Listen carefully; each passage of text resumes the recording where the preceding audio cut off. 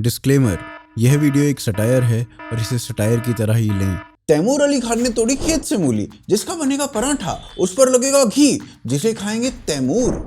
तैमूर बने किसान, खेतों में कड़ा कड़ा परिश्रम, मम्मी बनाएंगी पराठे। तैमूर के भीतर का किसान जागा, मम्मी ने बोला गरम मूली के पराठे खा ले फॉर लंच। ये समाचार देश के हर बड़े मीडिया हाउस ने छापा है। ये देखो, ये देखो, ये देखो। साले कल छापेंगे उत्तमम ददाधम पादम, तैमूर पादम थुचक थुचक। तैमूर ने मूली का पराठा खाया है। कितना इंपॉर्टेंट समाचार है। साले यहाँ तक ये डाल चुके हैं कि तैमूर ने पॉटी की। I'm sorry, he's currently on the potty. और भैया ये पता ना चलता ना तो करोड़ों की हानि हो जाती, अंबानी की बिजनेस डील रुक जाती, मोदी सरकार कोई पॉलिसी ना बना पाती और सेंसेक्स लुढ़क जाता। एक और रवीश कुमार ये सब कुछ कह रहे हैं। जब YouTube के तहखाने में जाकर ढूंढेगा कि ये लोग क्या कर रहे थे, तब पता चलेगा कि कोई एनडीटीवी भी था जो भीड़ नहीं बन रहा था। दूसरी ओर एनडीटीवी तैमूर को मूली के पराठे खिला रहा है, करीना के पाउट दिखा रहा है, राहुल गांधी ने कुल्फी खाई ये बता रहा है, राहुल गांधी ने ढाबे पर बैठकर भोजन किया।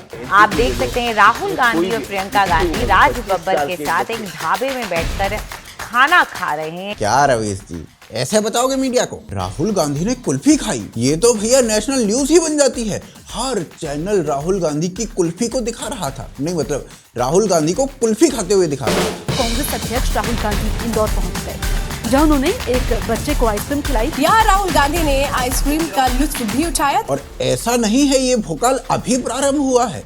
सोनम गुप्ता बेवफा थी, ये सबको पता चला, पर ये साला बाघिन भी बेवफा निकली। बाघिन एक बाड़े में ठंड लग गई जाड़े में। बाघिन की बेवफाई की कहानी भारत के टीवी चैनल की जुबानी। बाघ से 3 वर्ष बड़ी थी बाघिन। बाघ बोला आई लव यू। आशा थी एक बाड़े में बंद होने की और चाबी खो जाने की, किंतु कहानी में ट्विस्ट है, एक दूसरा बाघ भी करता है बाघिन से प्यार। बताया गया कि एलियन को गाय में इंटरेस्ट है, इसीलिए वो पृथ्वी से गाय को उड़ाकर ले जा रहा है। और फिर प्रश्न ये भी पूछा गया, क्या एलियन भी पीते हैं गाय का दूध? उसके 2 सप्ताह के बाद दूसरे समाचार आए। बताया ये गया कि एलियन की दृष्टि अब हिमेश रेशमिया पर है। भगवान कसम आधा हिंदुस्तान तो कह रहा था हे भगवान बस इसे ले जाए, बाकी हम देख लेंगे। पर मुझे ये समझ में नहीं आ रहा था कि चलो गाय का तो दूध पीना था, हिमेश का क्या पीना था बे? दशकों से ऐसे समाचार छापे गए हैं जिनके छपने से स्पेस की बड़ी हानि हुई है। तो आज बात करेंगे इसी प्रकार के समाचारों की दबोचों।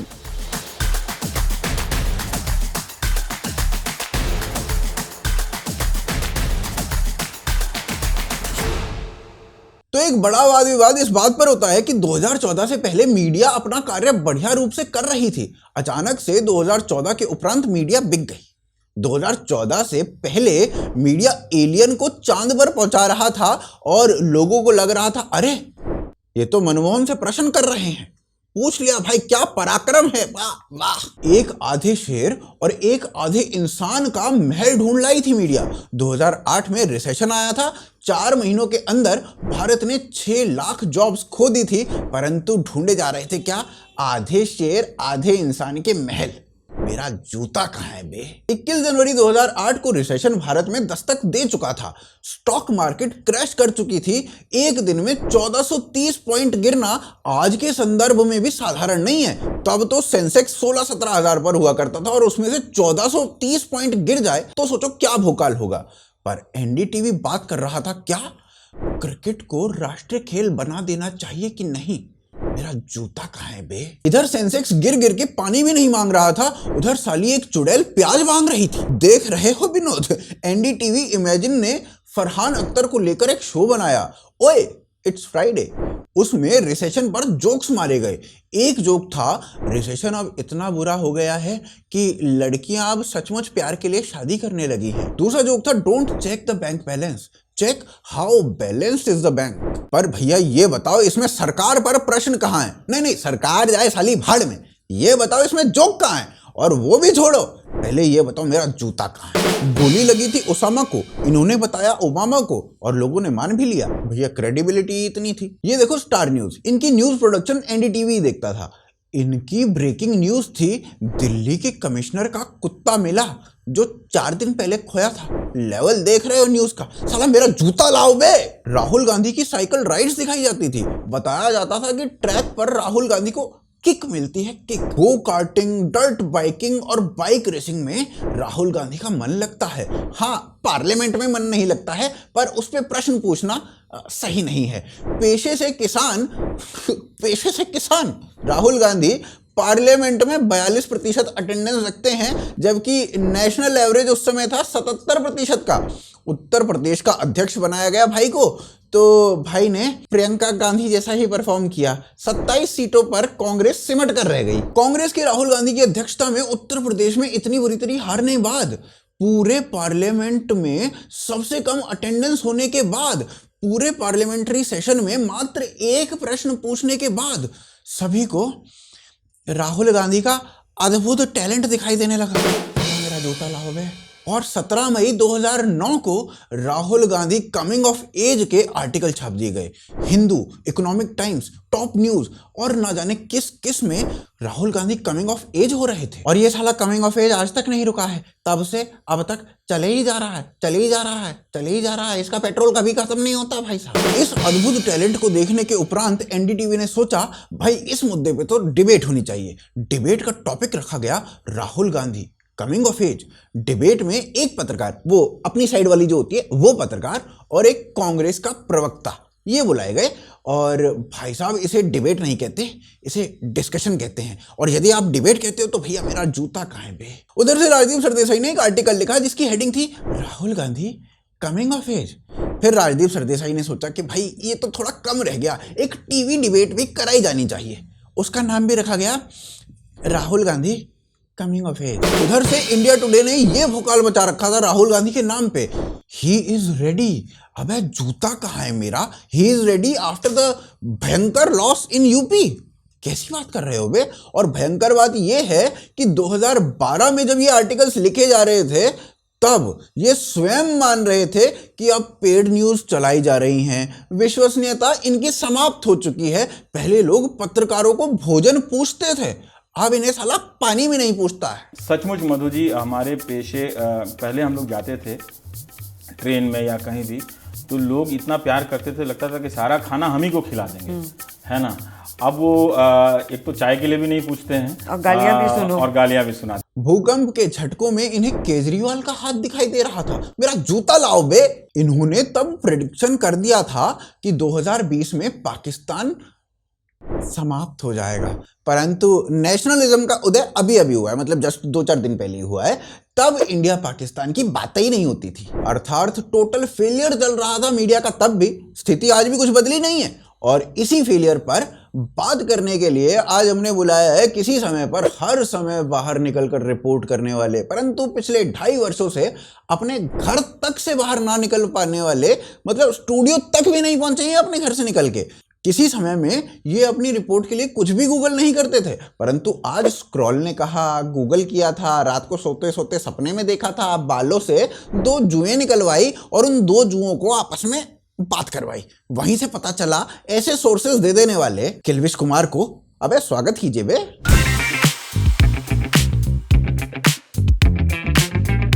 किल्विश जी, 2012 में आप स्वयं मान रहे थे कि मीडिया पूर्णतः बिक चुका है, पेड न्यूज चल रही हैं, सब कुछ लुटियंस चला रहा है, मीडिया बॉल बेयरिंग का काम कर रहा है। अब कह रहे हैं कि पहले मीडिया ठीक थी, अब समाप्ति की ओर जा रही है। ऐसा क्यों? तब मैं इंटरव्यू देता था। इंटरव्यू में तो मोरल हाई ग्राउंड सभी रखते ही हैं। 2012 में मैं भारत बंद के ऊपर तंज कसता था। मैं नहीं चाहता था कि भारत बंद हो। अब मैं भारत बंद के समर्थन में कई शोज कर चुका हूं। मैं भी दरअसल लुटियंस मीडिया का ही एक हिस्सा हूं। यह बात और है कि मुझे अंग्रेजी नहीं आती है।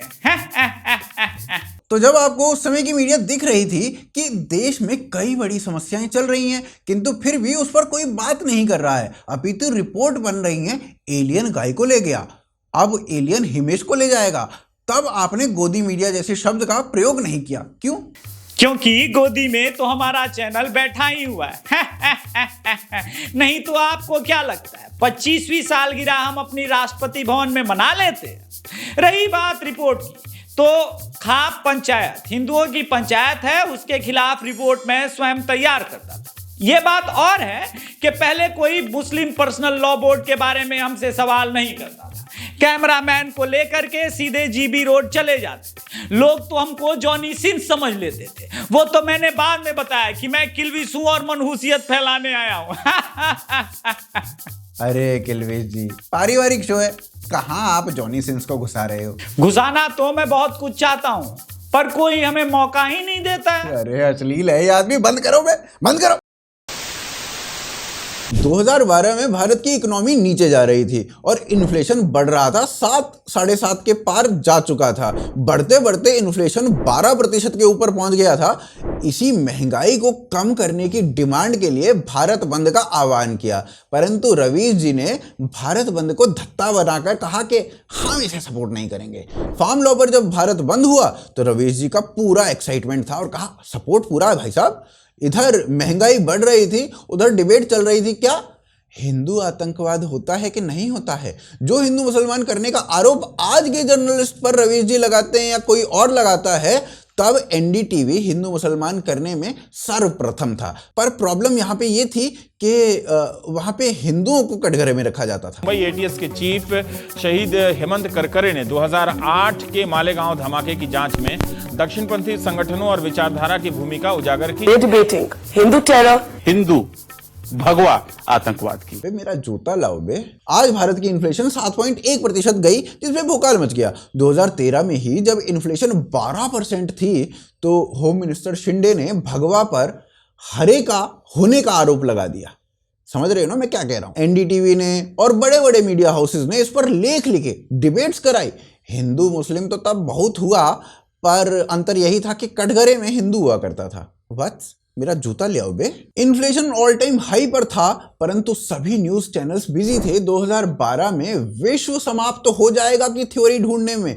21 दिसंबर 2012 को प्रलय आएगी और सब समाप्त हो जाएगा। इसीलिए किसी ने इन्फ्लेशन का प्रश्न ही नहीं पूछा। देश के किसी बड़े मीडिया हाउस का नाम बोलिए और बताइए कि उसने प्रलय को कवर नहीं किया हो। पूरा देश उस समय मात्र इस टॉपिक पर ही बात कर रहा था। उधर इन्फ्लेशन बढ़ रहा था, इधर यासीन मलिक इंटरव्यू पे इंटरव्यू दे रहा था। Please welcome Jammu Kashmir liberation front के chairman Yasin Malik. Yasin Malik joins us now from Islamabad. हमारे साथ यासीन मलिक हैं। अगर I would like to discuss the issue of resolution of the Kashmir dispute. अब बताइए किसको हेल्प करने के लिए ऐसा किया जा रहा होगा? बाकी मेरा जूता तो ले ही आओ बस। और आज इसी विषय पर बात करने के लिए हमने बुलाया है गुरुग्राम के दल्लूपुरा से लाला को और फरीदाबाद के मजगर से टोंगर को। तो लाला ये बताइए गोदी मीडिया क्या होता है? गोदी मीडिया भैया वो है जो सरकार की गोदी में बैठी रहे ना, भाई की बात करे, भाई के गुण गाती रहे। अच्छा, तो जो ये अच्छे कामन को भी विरोध कर दें वो कौन है भैया? अच्छे काम सरकार करती होती तो भैया कौन विरोध करेगा? पागल है कोई? तो न्यो बताइए मंझावली ते आगे की ये सबरी ये रोड बना घेरी है, ये अच्छा काम है बुरा काम है? वो तो अच्छा ही है, पर तेरे फूफा है तो बुरा लग रहा है। न्यो बोल रहा है इन सड़कन पे बुंगी कैसे चलेंगी? अमेरिका काम कर रहे हैं तो वहाँ फूफा है गुलाब जामुन 20 खाने पर उनमें इलायची आ जावे ना तो उनकी भी बुराई कर दे। अच्छा अब तू न्यो बता मुँह, ये मच्छर उठा के ले गए सचिन को बल्ला, चुड़ैल मांगे प्याज, और ये एलियन की कहानी और प्रिंस गिर गो गड्ढान में, और सचिन के दिमाग में शैतान, ये जो न्यूज़ प्रोग्राम अब क्यों ना बने? ये पहले क्यों बने करे? भाई बात ऐसी है कि अब तो जो सोशल मीडिया पे इतना माल मिल जाए तो एलियन चुड़ैल की भैया जरूरत कहाँ? निकर गई ना बात। होते सरकार ते मसाला ना मिला हो तो एलियन चुड़ैल आवे ही। आज भी सरकार ते मसाला ना मिल रहा तो ये सोशल मीडिया है। मीडिया जब भी हीरा मंडी में बिके कराई और वो आज भी हीरा मंडी में बिक रही है। अबे चल। बाबा रामदेव ने करप्शन के अगेंस्ट काले धन को लाने के लिए अनशन किया, सत्याग्रह किया। जैसा हमने देखा कि अन्य प्रोटेस्ट्स को एनडीटीवी का कितना सपोर्ट मिलता है, इस प्रोटेस्ट को एनडीटीवी का वो सपोर्ट नहीं मिला। शाहरुख खान ने निकलकर स्वयं कह दिया कि बाबा रामदेव पॉलिटिकली मोटिवेटेड है। क्या फार्मर्स प्रोटेस्ट के समय शाहरुख खान निकलकर कह सकते थे कि राकेश टिकैत पॉलिटिकली मोटिवेटेड है, जो कि थे भी, और उन्होंने इलेक्शन लड़ा भी था। जब बाबा रामदेव की सभा पर लाठियां जलवाई गई, अश्रु गैस छोड़े गए, तो बरखा दत्त का प्रश्न था, Has the UPA scored a self goal and made Baba Ramdev a hero? दूसरे स्थान पर एनडीटीवी की पत्रकार रामदेव को संबोधित करते हुए कहती हैं, रामदेव ने 3 प्रेस कॉन्फ्रेंस करी जो कि सीजन्ड पॉलिटिशियन से भी अधिक हैं। 3 press conferences through the day. Now, probably more than a regular day in the life of a seasoned politician. Police brutality के बाद भी ये प्रश्न पूछे जा रहे थे। बरखा दत्त ने लिखा, आज आप किसी भी न्यूज चैनल को खोल लो, सब आस्था टीवी बने मिलेंगे। तो ये बताओ किसे हेल्प की जा रही थी बे? गोदी मीडिया कौन था? और उसके बाद एनडीटीवी ने एक शो बनाया, द बाबा रामदेव तमाशा, जिसमें रामदेव को पूर्णतः डिमोलिश कर दिया गया, कास्टिस्ट बताकर कैंसिल कर दिया गया। So I guess we should feel sorry for the Baba.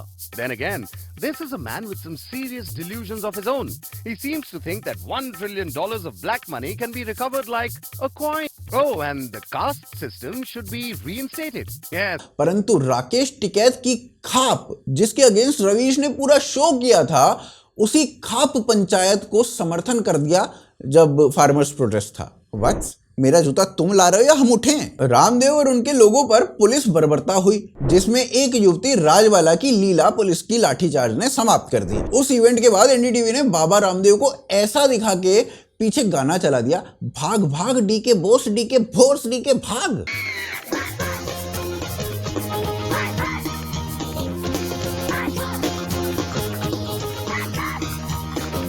परंतु ये गोदी मीडिया नहीं है, ऐसा करके मीडिया बचाया जा रहा था। वत्स, मेरा जूता तुम ला रहे हो या हम खुद ही ले लें? बाकी पैरेलल में Rahul Gandhi decoded, Rahul Gandhi coming of age, खूनी छक्का, स्वर्ग की सीढ़ी, प्रीति जिंटा की नेसबंदी बराबर चल रही थी। तो दोस्तों कमेंट्स में बताइए, कौन है गोदी मीडिया? तब गोदी मीडिया नहीं थी क्या? और नहीं थी तो भैया मेरा जूता तो ले ही आओ। तो जी, that was my time. Do subscribe the channel, support करिए यूपीआई और पेटीएम के थ्रू। जय हिंद, जय भारत।